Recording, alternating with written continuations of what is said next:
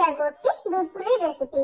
অনেক বন্ধুরা এই রেসিপিটা দেখানোর জন্য রিকোয়েস্ট করেছিলেন, আর অনেকেই আমার জানিয়েছেন দুধ পুলি ঠান্ডা হয়ে যাওয়ার পর পুলির উপরের কোটিংটা শক্ত হয়ে যাচ্ছে। তাই আজকের এই ভিডিওতে থাকবে বেশ কিছু টিপস। নারকেলের পুর করার জন্য এখানে আমি প্রথমেই বসিয়ে দিলাম একটা কড়াই। তার মধ্যে আমি এখানে নারকেল কুড়োনো আর পাটালি গুড় নিয়ে নিচ্ছি। এবার আমি এই নারকেলটা আর পাটালি গুড়টা কড়াইতে দিয়ে দেব। তার সঙ্গে আমি দিয়ে দিলাম কয়েকটা চেরা তেজপাতা এবং দিয়ে ভালো করে তাকে নাড়তে থাকবো এবং আস্তে আস্তে গুড়গুলোকে ভালো করে নারকেলের সঙ্গে মিক্স করে নেব। এখনও আমাদের পুরটা রেডি হয়নি, তো আরেকটু ভালো করে আমাদের এটাকে ভাজতে হবে। এই দেখুন ভাজার পর এই কালারটা আসবে। তো এবার আমি তার মধ্যে অল্প এলাচের টুকরো গুঁড়া করে দিয়ে দেব। এলাচগুলো আপনারা এলাচের গুঁড়ো ইউজ করতে পারেন, তবে পাকটা যেন ভালো করে ধরে এবং নারকেলটা যেন বেশি ঝুরঝুরে না হয়ে যায় সেটার দিকে একটু লক্ষ্য রাখবেন। এই দেখুন আমার পাকটা এরকম হয়েছে, একটু আঠালো আঠালো। তো সেই রকম করে আমি এবার পুরটাকে একটা প্লেটে নামিয়ে নেব। এই যে আমার পুরটা রেডি হয়ে গেছে পুলি পিঠার। এবার আমি গ্যাসে আরেকটা প্যান বসিয়ে দিলাম পুলির ডোটা বানানোর এর জন্য। মধ্যেই আমি দিয়ে দিচ্ছি এখানে একটা কাপে মেপে 1.5 কাপ জল। যে কোনো একটা কাপ বা বাটিতে মেপে এখানে জলটা দেবেন।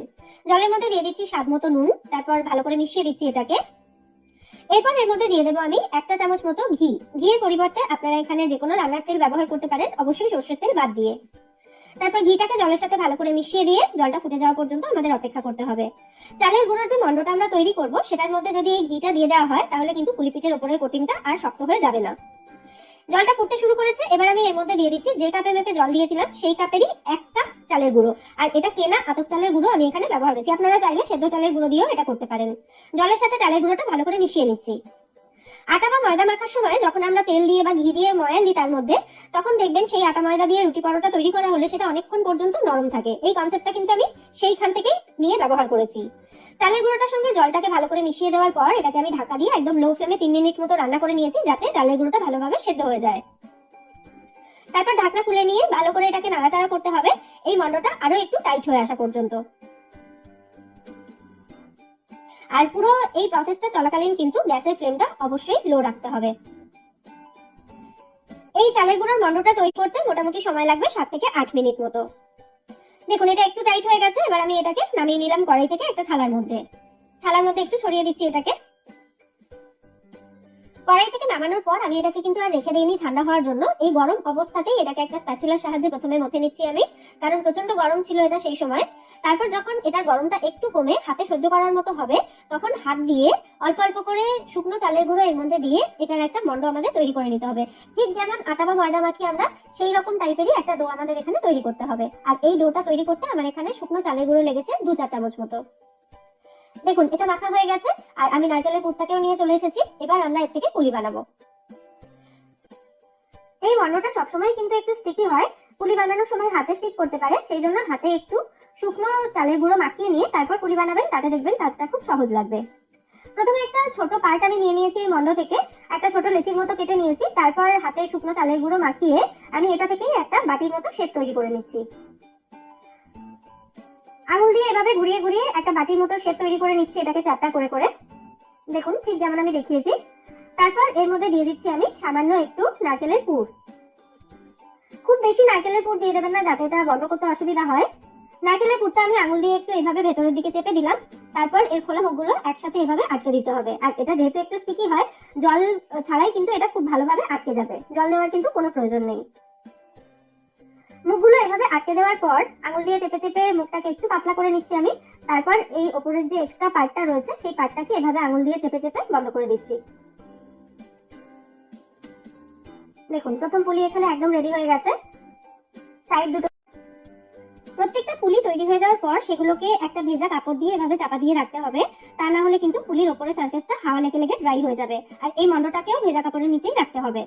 একটা কাপড় ভালো করে ভিজিয়ে সেটাকে ভালো করে নিং দিয়ে নিয়ে তারপর সেই কাপড়টা দিয়ে চাপা দিয়ে রাখবেন এগুলোকে। এবার পরের পুলি দুটোতে আমি দুটো ডিজাইন তৈরি করে দেখাচ্ছি আপনাদেরকে। চাইলে আপনারা এরকম ডিজাইনার পুলিও তৈরি করতে পারেন, অথবা একদম সিম্পল পুলিও যেরকম আমি প্রথমটা দেখালাম সেরকম ভাবে তৈরি করে নিতে পারেন। দেখুন মুখগুলো এভাবে আটকে দেওয়ার পর শুকনো চালের গুঁড়ো একটু হাতে মাখিয়ে নিয়ে তারপর এই যে এক্সট্রা মুখটা রয়েছে এটাকে এভাবে পেঁচিয়ে দিতে হবে, তাতেও কিন্তু সুন্দর একটা ডিজাইন তৈরি হয়ে যাবে। তাতে পুলিগুলো দেখতে ভালো লাগবে, আর কিছুই না। দেখুন পুরোটাকে এইভাবে আমি মুখগুলোকে মুড়ে দিয়েছি। এই গেল একটা ডিজাইন। যেখান থেকে দেখবেন মুখগুলো একটু খোলা রয়েছে সেখান থেকে কিন্তু মুখগুলোকে চেপে দিতে হবে, তা না হলে সেখান থেকে ফেটে যেতে পারে দুধে দেওয়ার পর। পরেরটাতে আমি আরো একটা অন্যরকমের ডিজাইন দেখিয়ে দিচ্ছি। এটাতে বলে দেওয়ার কিছু নেই, যেরকম আমি দেখিয়ে দিচ্ছি সেরকম ভাবে করলেই হবে। ডিজাইনে কনসেন্ট্রেট করতে করতে পুলি ফ্রেমের বাইরে চলে যাচ্ছিল, সেটা খেয়াল করিনি। যাই হোক, দেখে বুঝতে পেরেছেন আশা করি। আবার বলে দিচ্ছি, যে মুখটা একটু উঁচু হয়ে থাকবে সেটাকে কিন্তু সঙ্গে সঙ্গে চেপে বন্ধ করে দেবেন, তা না হলে দুধে দেওয়ার পর সেখান থেকেই পুলিগুলো ফেটে যেতে পারে।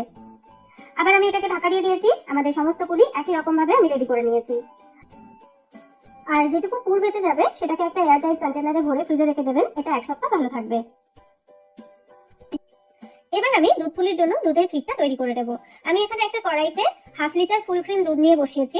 আপনারা চাইলে 1 লিটার ফুল ক্রিম দুধকে ঘন করতে করতে একদম 1/2 লিটার মতো করে নিতে পারেন, তবে আমি সেটা না করে দুধটা ঘন করার জন্য এর মধ্যে দিয়ে দিচ্ছি 1 কাপ মতো গুঁড়ো দুধ। এতে খুব তাড়াতাড়ি দুধটা ঘন হয়ে যাবে, সময় অনেক কম লাগবে আর স্বাদটাও ভালো হবে। 1 কাপ মতো গুঁড়ো দুধ আমি এখানে লিকুইড দুধের মধ্যে দুবারে মিশিয়ে দিয়ে তারপর এটাকে ভালো করে নাড়াচাড়া করে দিচ্ছি, যাতে এটা লিকুইড দুধের সাথে খুব ভালো করে মিশে যায়। দেখুন এটা দেওয়ার পরে কিন্তু দুধটা অনেকটা ঘন হয়ে গেছে। এবার দুধটা ফুটতে শুরু করেছে। এই সময় দুধের মধ্যে আমি যে গুড়টা দেবো, গুড়টাকে একটু আমি চেক করে নিচ্ছি। এখানে একটা বাটিতে অল্প একটু গুড় আমি এখানে নিয়েছি, তারপরে ফুটন্ত দুধ এর মধ্যে 2-3 চামচ মতো দিয়ে মিশিয়ে দেখে নিচ্ছি যে দুধটা কেটে যাচ্ছে কিনা। গুড়টা মেশানোর পর যদি দেখেন দুধটা কেটে যাচ্ছে, তাহলে সেই গুড়টা আর দুধের মধ্যে না দেওয়াটাই ভালো। এখানে দেখুন দুধ আর গুড়টাকে ভালো করে মেশানোর পর দুধটা কিন্তু কেটে যায়নি, তার মানে এই গুড়টা দুধে ব্যবহার করা যাবে। তৈরি করে রাখা পুলিগুলো খুব সাবধানে পুলিগুলো দেবেন, আর পুলিগুলো দেওয়ার পর সঙ্গে সঙ্গে কোনো স্প্যাচুলা দিয়ে নাড়াচাড়া করতে যাবেন না, তাতে কিন্তু ধাক্কা লেগে পুলিগুলো ভেঙে যেতে পারে। দরকার হলে কড়াইটা ধরে সামান্য এভাবে একটু নাড়াচাড়া করে দেবেন, তাতে পুলিগুলো দুধের মধ্যে ডুবে যাবে। 5 থেকে 6 মিনিট ফোটার পর তারপরে কিন্তু স্প্যাচুলা দিয়ে নাড়াচাড়া করবেন। এভাবে দুধের মধ্যে একদম লো ফ্লেমে রেখে পুলিগুলোকে ফুটিয়ে নিতে হবে 10 থেকে 12 মিনিট মতো। চালের গুঁড়োটা যেহেতু প্রথমেই ভালো করে সেদ্ধ করে নেওয়া ছিল, সেই জন্য পুলিগুলো দুধের মধ্যে 10 মিনিটের বেশি ফোটানোর কিন্তু আর প্রয়োজন হয় না। 10 মিনিট ফোটানোর পর আমি এর মধ্যে প্রথমে দুধ আর গুড় যেটা মিশিয়ে রেখেছিলাম সেটা দিয়েছি, তারপর আরো কিছুটা লিকুইড গুড় আমি এখানে দিয়ে দিলাম। আমি এখানে 100 গ্রাম মতো গুড় দিয়েছি, তবে আপনারা নিজেদের স্বাদ অনুযায়ী দিতে পারেন। আর লিকুইড গুড়ের পরিবর্তে এখানে আপনারা পাটালি গুঁড়ো দিতে পারেন। চাইলে গুড়টা গ্রেট করে দিতে পারেন, তাতে সেটা তাড়াতাড়ি মেল্ট হয়ে যাবে। খুব হালকা হাতে নাড়াচাড়া করে আমি দুধের সাথে গুড়টাকে মিশিয়ে নিয়েছি। তারপর গ্যাসের ফ্লেমটা মিডিয়াম করে দিয়ে এটাকে আরো 2 থেকে 3 মিনিট মতো ফুটিয়ে নিতে হবে। 2-3 মিনিট ফোটানোর পর আমি এখন গ্যাসটাকে অফ করে দিচ্ছি। তারপর কিছুক্ষণ রাখার পর এটাকে নিয়ে আমি ফেরত এসেছি। এখন 5 মিনিট মতো রেখেছিলাম আমি এটাকে, তাতেই দেখুন উপরে খুব সুন্দর সর পড়ে গেছে। এবার আমি পুলিগুলো তুলে দেখাচ্ছি। একটাও পুলি দেখুন ভেঙে যায়নি বা ফেটে যায়নি, একেবারেই অক্ষত অবস্থায় রয়েছে পুলিগুলো। তবে গরম অবস্থায় পুলি কিন্তু সবসময় নরম থাকে, তাই এই সময় আমি এটাকে কেটে দেখাচ্ছি না।